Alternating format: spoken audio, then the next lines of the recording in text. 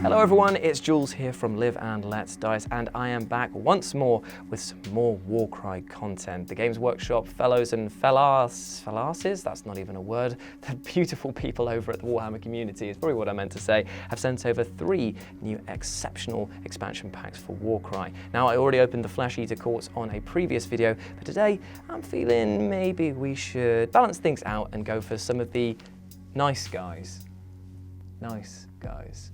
Of the Idoneth Deepkin. So we're going to open up this one today and see what's inside. Well, after lovingly ripping this open and throwing the entire contents all over the studio, I'm finally ready to show you what's inside. Got our wound trackers there for multiple units. We've got our ability cards here that we'll be going through in a minute. But first off, let's just do the usual thing of saying, do we read any of these languages? If so, great for you, but I'm stupid, so I'm only going to stick with the English and talk about what we can have in an Idoneth Deepkin warband. Remember, you only get 1,000 points, but you can have a Namathri or Namathri Thrall, you can get an Icon Bearer, a Reaver, another Icon Bearer, a Lokian Prince, a Guard, another Guard, and a third type of Guard. And the reason that I've not read out any of those names there is because I am awful at pronunciation, so I'd rather not annoy people and just say the things that I think I know. Isn't that great? Anyway, let's talk about the abilities that we've got here and zoom in for a little bit of a closer inspection. So, for your doubles, you can do Low Tide. A fighter can use this ability only if it is the first battle round. This fighter can make a bonus move action a number of inches equal to the value of this ability. That is very impressive for getting units into action very, very quickly, and I assume by being a very, very hit and run fast unit type, the Idoneth Deepkin will probably benefit from this a lot. And a double as well makes it a very, very affordable skill.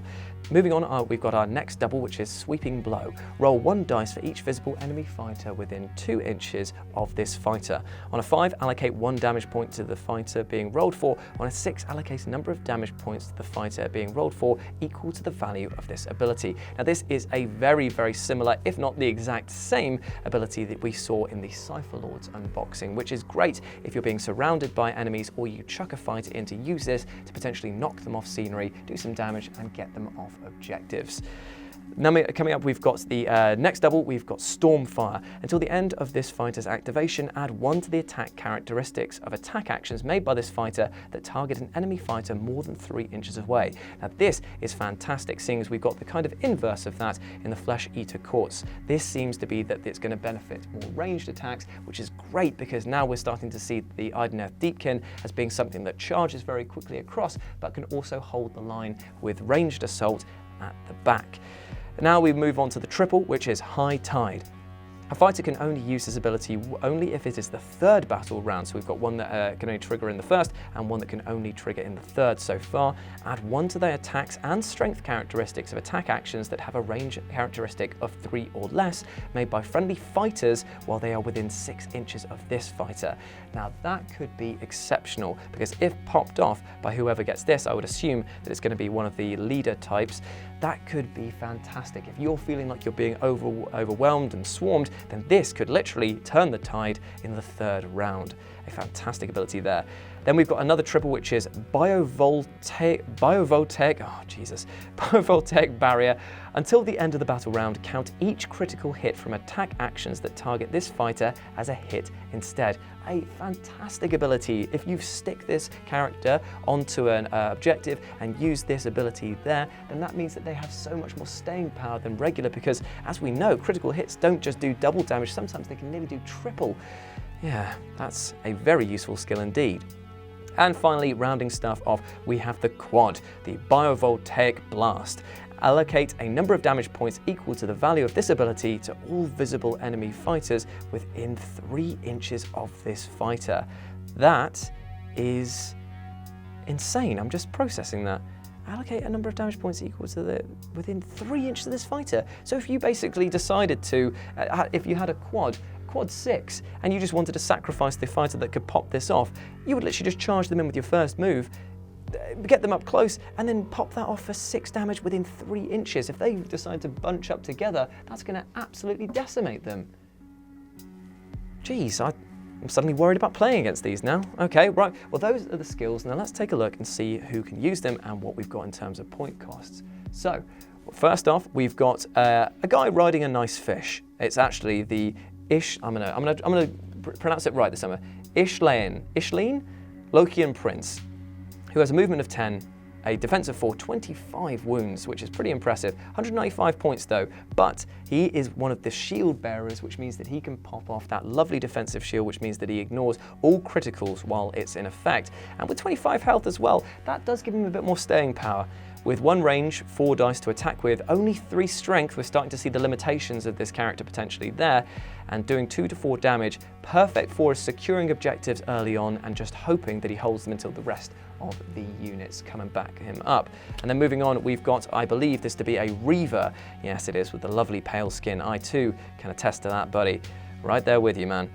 He's got the ranged, which means that basically he can do the Stormfire, which means that you can add 1 to his attack characteristics by popping off the Stormfire double ability. Very useful when you consider that he's got a 3 to 15 range, only rolling 2 dice and a 3 strength, but doing 1 to 3 damage. Perfect for peppering units with that. A few of these at 75 points a pop could be very useful, seeing as they are pretty weak, only 3 defense and 8 health, but still firing from the back could be very, very useful indeed at just sort of weakening enemies and putting them off coming to attack you. I'm starting to realise that I might have the cards upside down, so I'm going to take a gamble and do that. Moving over to the Thrall Icon Bearer now, we can see here that for 140 points, not only do you get this lovely golden eye, but you also get 16 health, 3 defense, not that great, but you do get 4 attack dice at a 4 strength, which is better than the average of this team, it seems, and they're doing 2 to 5 damage a hit. But we're looking at the icons of what they can pop off, and this indeed is the character that can pop off High Tide, that lovely ability that I was talking about that adds attack and strength characteristics for any friendly fighters while they're within 6 inches of this guy. He is going to be turning your friends and all of your other workhorses into absolute powerhouses. Big fan of that card. Moving up, we've got the Ishleen Guard here, which has got a movement of 10, 260 points, quite expensive on that one, but does have the ability to fly and can pop off the shield icon and can also use High Tide. Very useful in conjunction there. 4 attack dice, 4 strength, 2 to 5 damage a hit, 35 health. That, with the Biovoltic Barrier, that could be an incredibly durable model.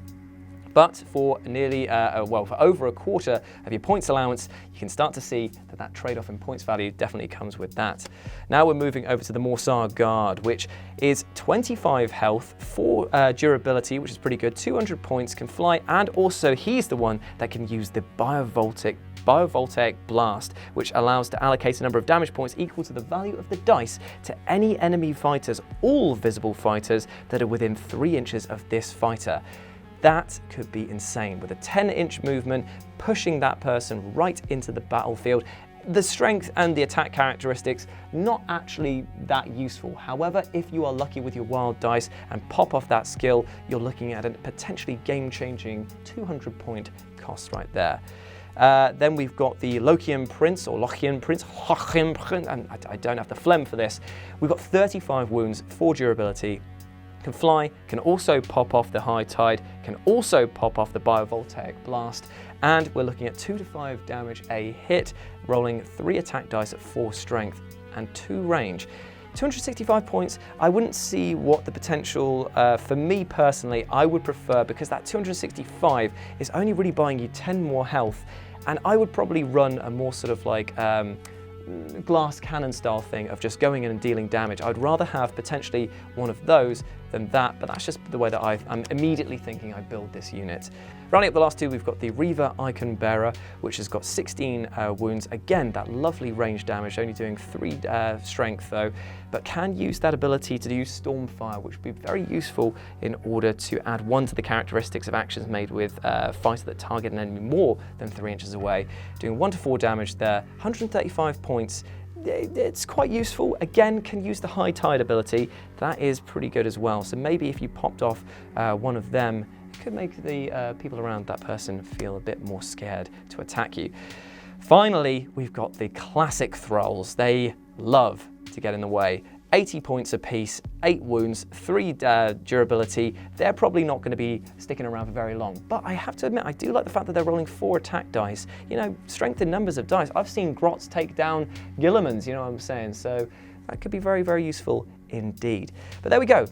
That rounds up the Idoneth Deepkin card right there. Let me know how you're thinking about building your Idoneth Deepkin WarCry warband, or even if you think that these guys here have any special powers that you have noticed. You can do so down in the comment section below, or you can go follow us over on Twitter at RetroJ with a 0 for myself. I'm sure that Lawson is looking forward to fielding these guys, seeing as he has quite an extensive Idoneth Deepkin army as is. So look forward to more battle reports with these guys showing up and making their seaweed stains all over the battlefield. As always, I've been Jules, you've been awesome, never forget that, and I'll see you soon. Bye!